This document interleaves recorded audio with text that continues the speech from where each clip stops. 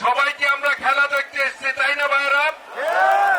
Asia টিমের যারা বিজয় অর্জন করেছেন বাংলাদেশের জাতীয় টিমের প্লেয়ার তারা। কাজেই এই খেলা চরবাসীর দাবি ছিল। আজগর আলী সাহেব বলেছেন এই চরবাসীর দাবি, এইখানে তারা এসে খেলবে। সেই অনুযায়ী আমরা সেইটার উদ্যোগ নিয়েছি। খেলোয়াড়রা ইতিমধ্যেই মাঠে নেমেছে। আমরা করতালি দিয়ে অভিনন্দন জানাবো। সবাইকে বলছি করতালি দিয়ে অভিনন্দন জানানোর জন্য। দয়া করে প্লেয়ার যারা আছেন মাঠে, বাকি ভলেন্টিয়ার মাঠ ক্লিয়ার করবেন। সবাই মাঠ ক্লিয়ার করবেন। প্রিয় ভাইরা, আজকে এই চর অঞ্চলের মূল যে সমস্যা, ইতিমধ্যেই আজগর আলী সাহেব বলেছেন যে যমুনার ভাঙ্গন হচ্ছে। ইনশাল্লাহ বিএনপি যদি আপনাদের ভোটে নির্বাচিত হয়, আমরা চরের প্রথম কাজ হবে এই বাঁধ নির্মাণ আমরা ব্যবস্থা করে দিব ইনশাল্লাহ। প্রিয় ভাইরা, রাস্তাঘাটের অবস্থা ভালো না। কাজেই রাস্তার উন্নয়নের জন্য আমরা সর্বোচ্চ পদক্ষেপ নিব।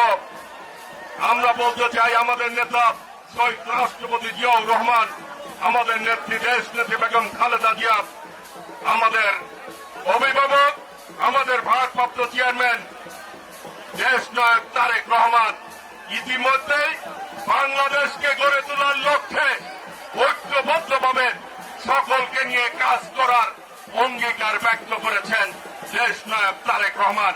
সেই জন্যই 31 দফা দিয়েছে জাতির সামনে আগামীর বাংলাদেশ কিভাবে পরিচালিত হবে। সেই বাংলাদেশ হবে সাম্যের বাংলাদেশ, সেই বাংলাদেশ হবে সমৃদ্ধের বাংলাদেশ। এই মা বোনেরা এখানে আছেন, বিএনপি যদি আল্লাহ রহমতে আপনাদের ভোটে নির্বাচিত হয়, বাংলাদেশের প্রত্যেকটি ঘরে ঘরে ফ্যামিলি কার্ড পাবেন আপনারা।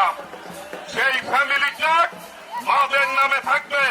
মারা যাবে সংসার চালাতে তাদের সাহায্য হয়। প্রিয় ভাইরা, আর নারীর সম্মান বৃদ্ধির জন্যই এই কাজটি করবে বিএনপি। কৃষকের জন্য, কৃষি প্রধান এলাকা, কৃষকের জন্য চিন্তা করে বিএনপি চিন্তা করেছে আগামী দিনে এই কৃষকদেরকে বাঁচিয়ে রাখতে হবে। সেই জন্য প্রত্যেক কৃষকদের একটি কার্ড থাকবে, ফার্মার্স কার্ড। সেটি দিয়ে কৃষকরা তার ফলন উৎপাদনের জন্য সার, বীজ এইগুলি তারা পাবে, যাতে ফসল ঠিকভাবে তারা ফলন করতে পারে, উৎপাদন করতে পারে। প্রিয় ভাইরা, ছাত্র ভাইরা আছেন, ছাত্রদের জন্য শিক্ষার মান উন্নয়ন করা হবে। বেকার ভাইরা আছেন, যুবকরা আছেন, আগামী দিনে ইনশাল্লাহ বিএনপি যদি আপনাদের ভোটে নির্বাচিত হয়, দেশ নায়ক তারেক রহমান ঘোষণা দিয়েছেন 1 কোটি যুবকের কর্মসংস্থানের ব্যবস্থা করে দিবে। প্রিয় ভাইরা, বিএনপি হচ্ছে জনগণের দল। জনগণকে নিয়ে বিএনপি চিন্তা করে পথ চলে। আমরাও সেই জন্য বলতে চাই, আগামী দিনে আমরা আপনাদের সহযোগিতা চাই। আপনাদেরকে সাথে নিয়ে এই দেশটি আমরা গড়ে তুলতে চাই, যাতে এই দেশে কোন সন্ত্রাস না থাকে। আমি বলতে চাই, এই টাঙ্গালে বিগত দিনে ফ্যাসিস্ট সরকারের, খুনি সরকারের প্রেতাত্মারা সন্ত্রাসের রাম রাজত্ব কায়েম করেছে। সেই আগামী দিনের ইনশাল্লাহ বিএনপি ক্ষমতা আসলে যদি আপনাদের ভোটে এই রাষ্ট্র পরিচালনার দায়িত্ব পায়, ইনশাল্লাহ আমি কথা দিতে চাই, এই টাঙ্গালে কোনো সন্ত্রাস থাকবে না, চাঁদাবাজি থাকবে না। সকলের জন্য নিরাপদ টাঙ্গাইল গড়ে তুলব। সকলে যাতে নিরাপত্তার সাথে পথ চলতে পারে, বসবাস করতে পারে। আগামী দিনে ইনশাল্লাহ আমরা ভাই ভাই হিসাবে আমরা কাঁধে কাঁধ মিলে এই টাঙ্গাইলকে গড়ে তুলব। টাঙ্গাইল হবে উন্নয়নের মডেল টাউন। উন্নয়নের দিক দিয়ে সর্বোচ্চ উন্নয়ন করব, যাতে পার্শ্ববর্তী এলাকারা টাঙ্গাইলের মডেল অনুসরণ করে, সেইভাবেই কাজ করব। আপনারা আমার জন্য দোয়া করবেন। আল্লাহ রাব্বুল আলামিন আপনাদের দোয়ায় ইনশাল্লাহ আপনাদের খেদমতে যাতে আমাকে কাজ করার আমার জন্য দোয়া করবেন ইনশাল্লাহ। তরুণ দেশ ক্লাবের উন্নয়নের কথা বলা হয়েছে, আমি উন্নয়নের কথা আগেই বলেছি।